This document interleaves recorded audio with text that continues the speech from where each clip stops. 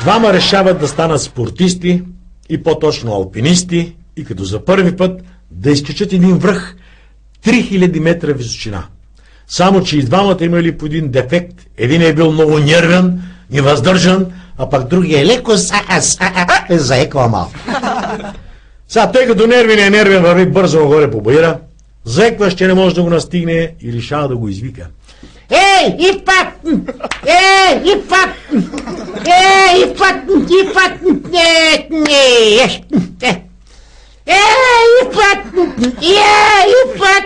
Иване! Какво се развика такова? Ще падне некоя лавина ни за труп. Абе, папа!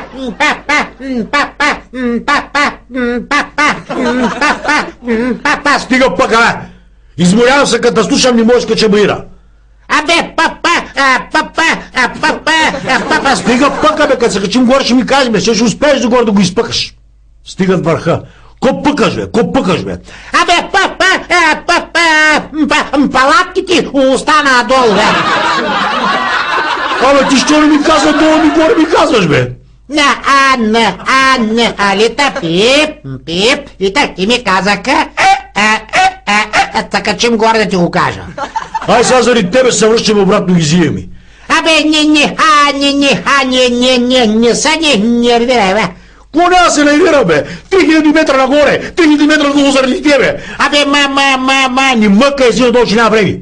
Абе, не мъка. Удея, папа, забрави ми палатките. Сега не мъкаш, късен долу го измъкаш. Си задолу палатките ги нема. Къде са палатките, ще убием, идиот? Абе, майтапа са, бе. И нека ви кажа, че това било последният момент.